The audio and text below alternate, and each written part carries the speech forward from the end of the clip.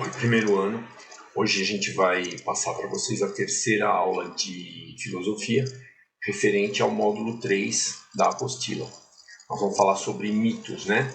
Como surgiu a filosofia a partir dos mitos. Bem, gente, no começo da humanidade, lá 500 anos antes de Cristo, vamos considerar, né? Que foi quando começou a filosofia na Grécia. Vamos considerar 700 antes de Cristo, vai.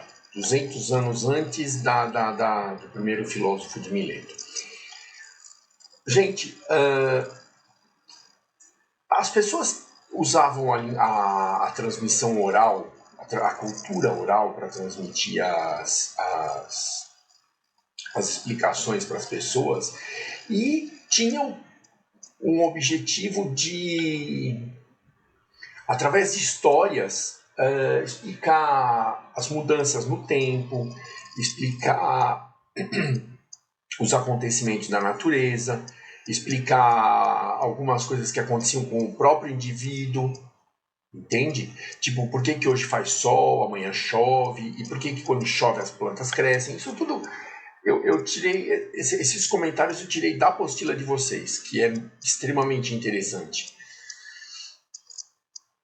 Gente, só que com o tempo, a principal civilização do mundo, a principal civilização em termos de adiantamento intelectual do mundo se localizava aí ao redor do Mar Egeu, a Grécia, e passou, como eu disse o ano passado em aula, mas eu vou falar de novo esse ano, porque o primeiro ano do ano passado está no segundo, agora eles já devem ter uma ideia de como surgiram os filósofos, como é que surgiram os homens no início da humanidade, no início da filosofia grega.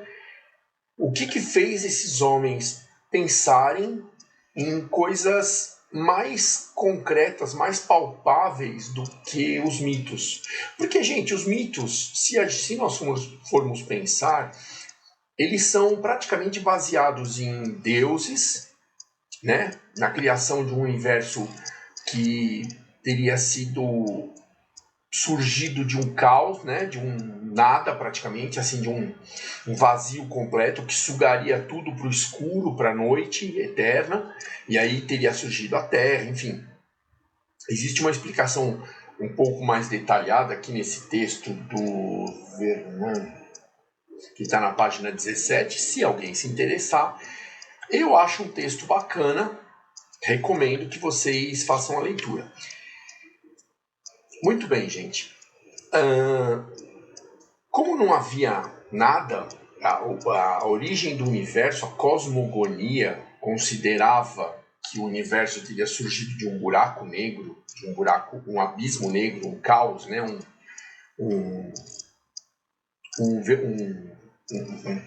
Um buraco negro que sugasse todo tipo de sólido que gravitasse ao redor dele.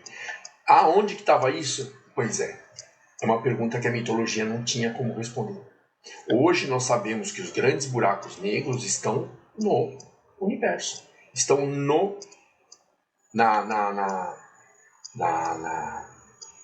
espaço, né?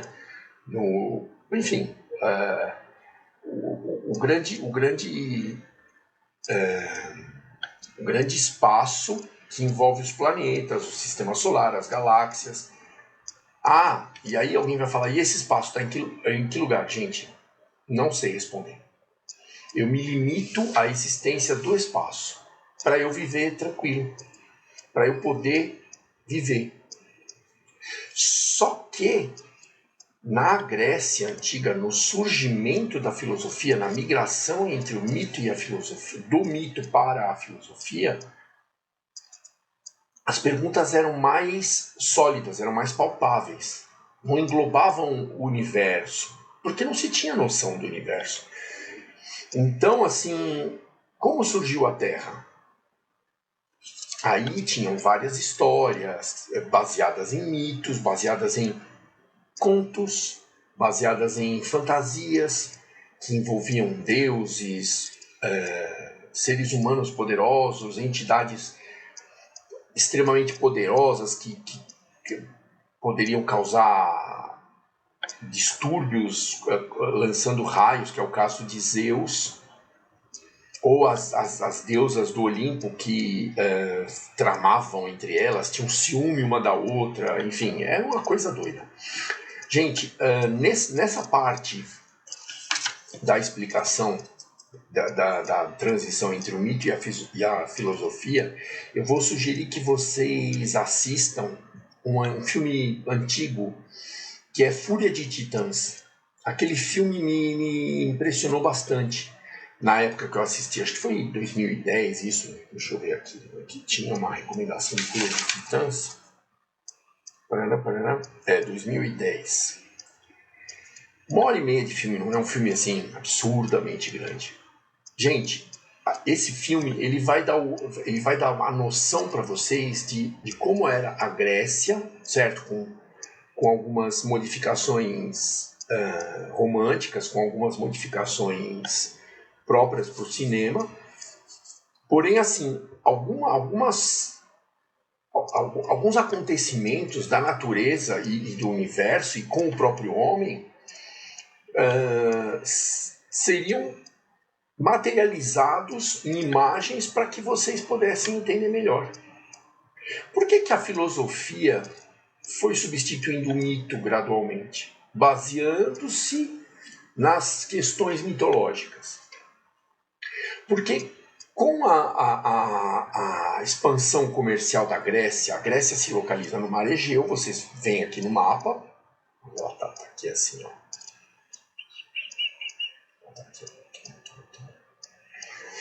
Então, assim, está numa região bastante de fácil acesso ao mar, né? E, como todos os povos da antiguidade que tinham noção da existência de outros povos, eles se lançavam ao mar para comercializar, trazer coisas que eles não tinham, vender coisas que eles tinham em excesso, enfim, a origem do comércio.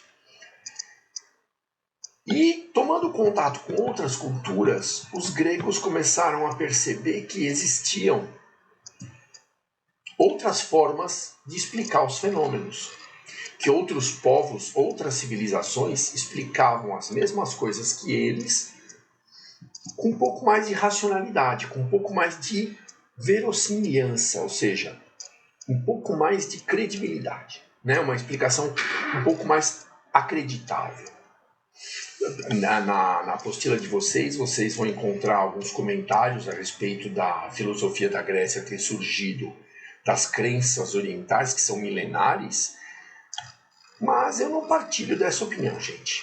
A filosofia grega ela é totalmente original, ela é totalmente nascida, né, parida de uma cultura que já tinha um certo desenvolvimento urbano, intelectual, e que resolveu, né, assim, os homens passaram a pensar um pouco mais nas coisas e passaram a não aceitar os mitos. Passaram a acreditar que eles poderiam, como se diz, através da inteligência deles, formular respostas mais acreditáveis para aquelas questões que os mitos explicavam. Percebe? A mitologia é como se a gente fosse crescendo, né? A criança, a gente vai contando aquelas historinhas super fantasiosas, que tem o dragão voador, roxinho, e piriri pororó, aquelas coisas de, né? E conforme a criança vai crescendo, Papai Noel, Coelho da Páscoa, conforme a criança vai crescendo, gente, ela mesma vai deixando de lado essas historinhas. Por uma simples questão de desenvolvimento, por uma simples questão de maturidade. A maturidade vai aumentando, a própria psique da criança, a própria cabeça da criança, em termos mais fáceis da gente entender, vai deixando de aceitar aquelas fábulas. Não, vai dormir que o homem do saco, a criança vai falar, mas que homem do saco? Como é que ele vai entrar aqui em casa se a porta está fechada? Percebe? O ser humano, Com a maturidade intelectual dele, no início da humanidade, e nós, até hoje, né, durante todos os 25 séculos seguintes, fomos amadurecendo e criando questões mais profundas, questionando as verdades. E no começo foi exatamente isso. O que deu start nessa história de pensar foi exatamente o amadurecimento. Isso é a opinião do professor, tá? Isso é uma teoria que eu tenho. Inclusive foi minha tese. Veja, lógico que o contato com outras culturas faz despertar umas novas verdades, umas novas realidades, umas novas dinâmicas para o indivíduo. Porém, veja só, a maturidade tem tudo a ver com isso, né? Vamos pensar, a criança, ao passar do tempo, conforme ela vai crescendo, ela vai tomando contato com outras coisas que são mais palatáveis para ela, são mais mastigáveis, vai tomando contato com outras narrativas que são mais mastigáveis. Quando a criança cresce, me perdoem aqueles que acreditam em Papai Noel, eu acho que a gente já está no primeiro ano médio, dá para a gente conversar de adulto para adulto. Gente, é complicado de acreditar no Papai Noel.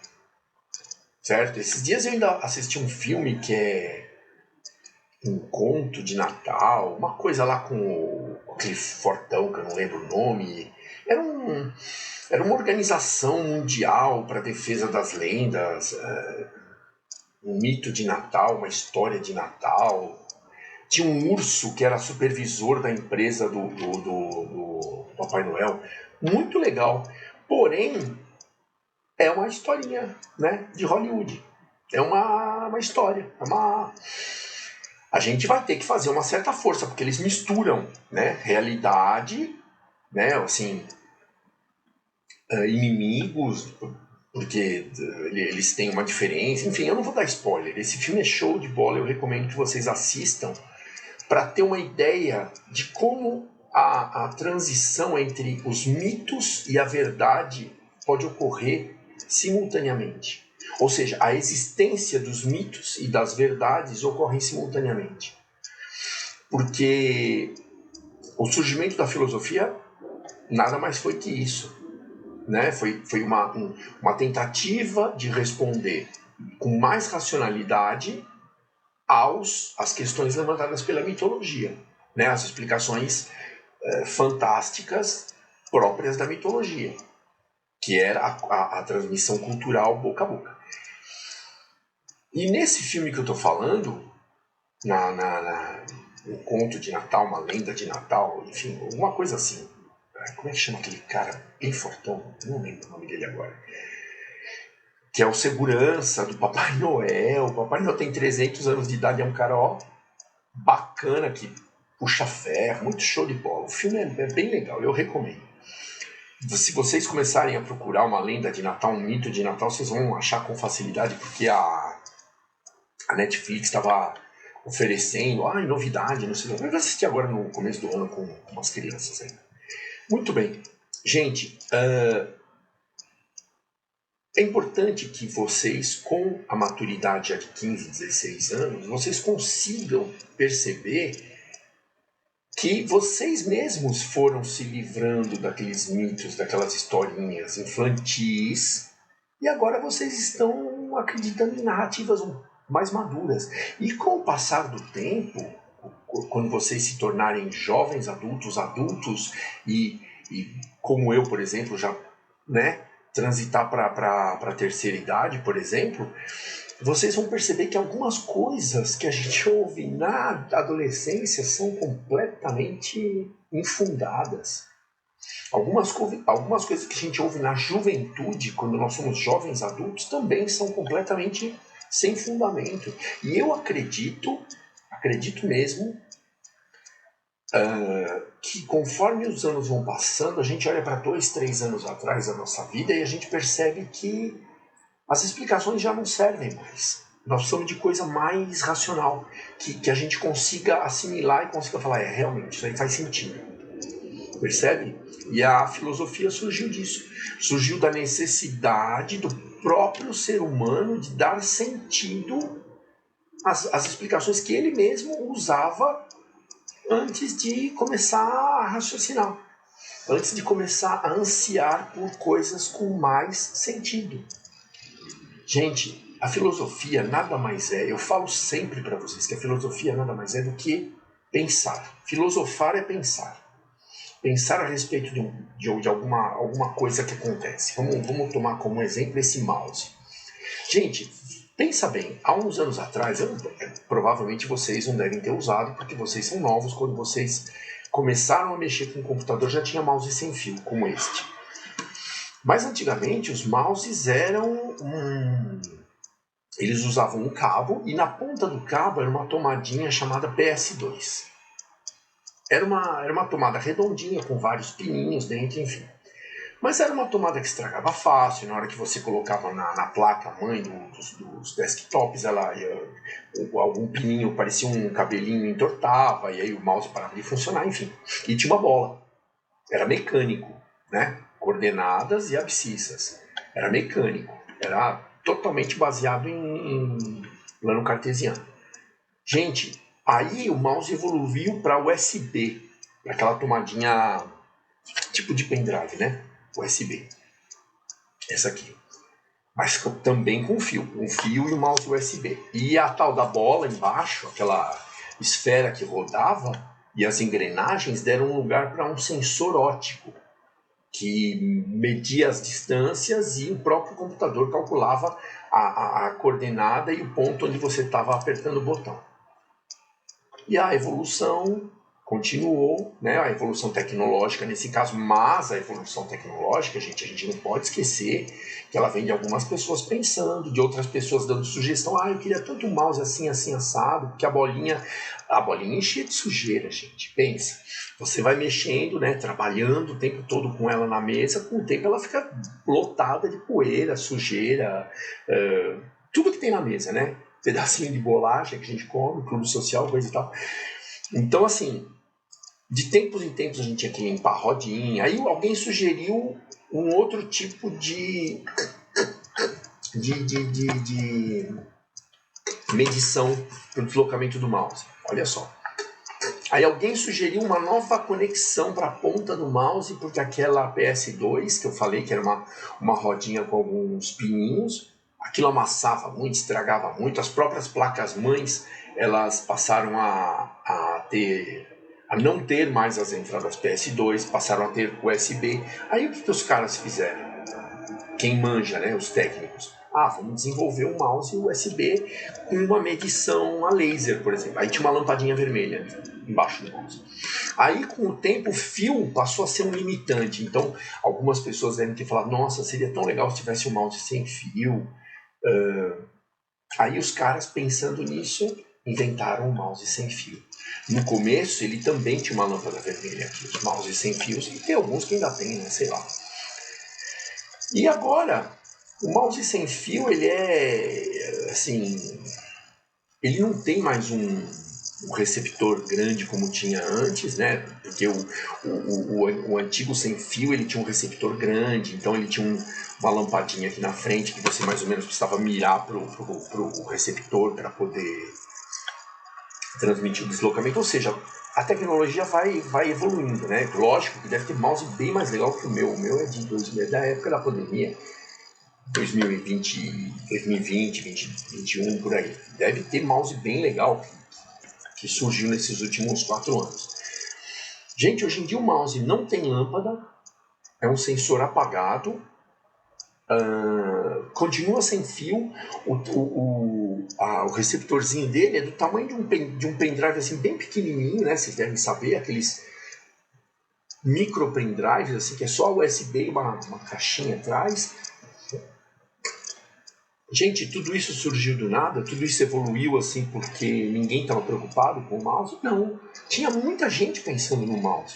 Os próprios técnicos, mas principalmente os usuários. Vocês.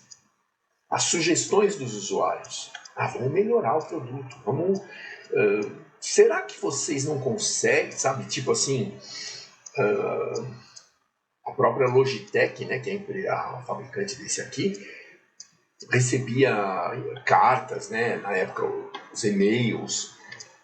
Será que vocês não conseguem desenvolver um mouse sem fio? Porque é chato ficar carregando o mouse com fio para todo lado quando eu quero trabalhar com um notebook. O próprio notebook, né, gente? Antigamente era uma lapa, pesado pra caramba. Agora você pega uns notebookzinhos que são praticamente um caderno, né?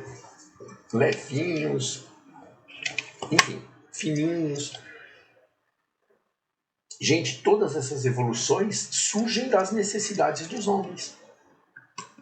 E a filosofia surgiu da necessidade do homem de ter explicações mais racionais, explicações que fizessem mais sentido para aqueles fenômenos, para aqueles acontecimentos, para aquela dinâmica mesmo com o indivíduo, que o próprio homem justificava, contava de uma forma mitológica, de uma forma fantasiosa, envolvendo os deuses, envolvendo entidades extremamente poderosas que voavam, que entravam no mar, que é o caso do Poseidon. As ondas eram causadas pelo garfo do Poseidon.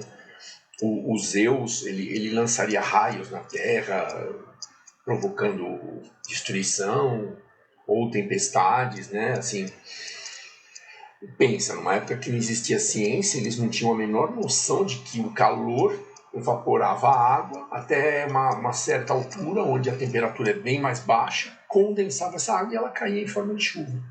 E tem aquela história das nuvens carregadas positivamente, negativamente, produzirem os arcos voltaicos, que popularmente nós chamamos de raios, e aonde o raio pega, porque a Terra é positiva, né? A atmosfera criaria íons negativos, então teria aquela faísca, teria o arco voltaico, que é nada mais nada menos que o raio. Quando o raio atinge a Terra, dá aquele estrondo, ou mesmo quando ele singra os ares, né, quando ele atravessa os ares, aí eu já não manjo tanto, porque eu não sou da ciência, eu sou, assim, eu não tô ligado à ciência, eu tô ligado mais às ciências humanas, que é a filosofia, a história, né, a sociologia, enfim, a própria geografia populacional, a geopolítica, né, enfim, existem áreas do conhecimento.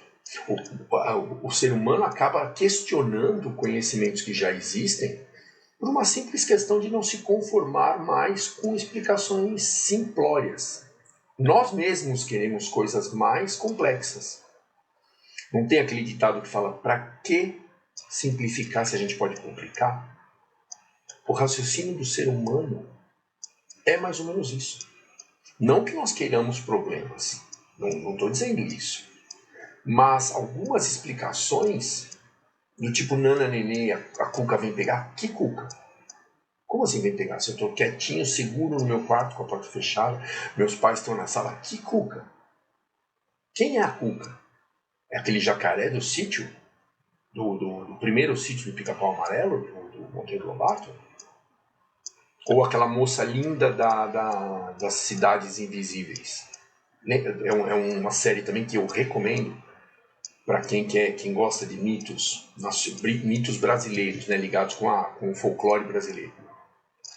Olha, gente, daqui, desse módulo 3 aqui, para vocês entenderem bem Grécia, início da civilização intelectual, é assistir Fúria de Titãs, e aqui na própria apostila recomendo a Troia, para vocês entenderem a guerra de Troia, descrita pelo Homero na Ilíada, né? Como é que o Paris... veja só, olha só a confusão, hein? O Paris, que era o guerreiro da ilha de Troia, teria escolhido uma das deusas, se eu não me engano é Afrodite e Hera, né? Ele escolheu ele disse que a Afrodite era a mais bonita das deusas. Aí Hera ficou com ciúme.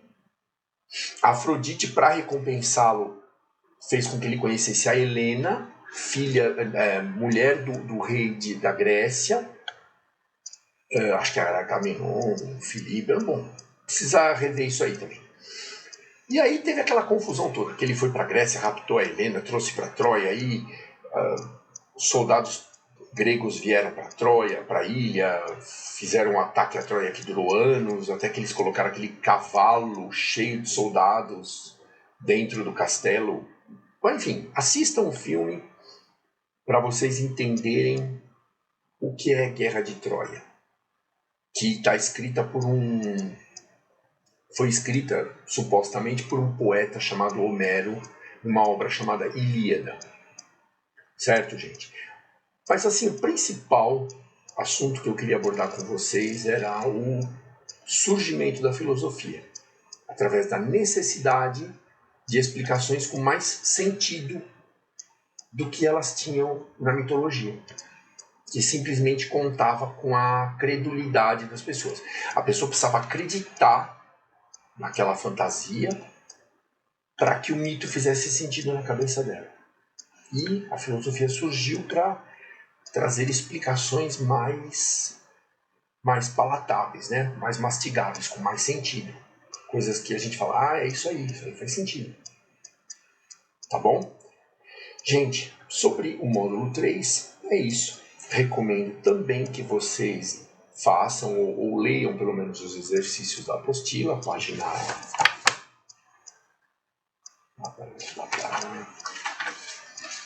páginas 20 e 21, para vocês terem contato com a forma que as bancas examinadoras pedem esses assuntos a respeito de mito e surgimento da filosofia. Aqui tem um texto, conteúdo complementar, um mito como narrativa poética, que vai falar da Ilíada e da Odisseia. Para quem gosta, eu acho interessante ler, tá bom? Muito obrigado por enquanto, um grande abraço a todos e bons estudos.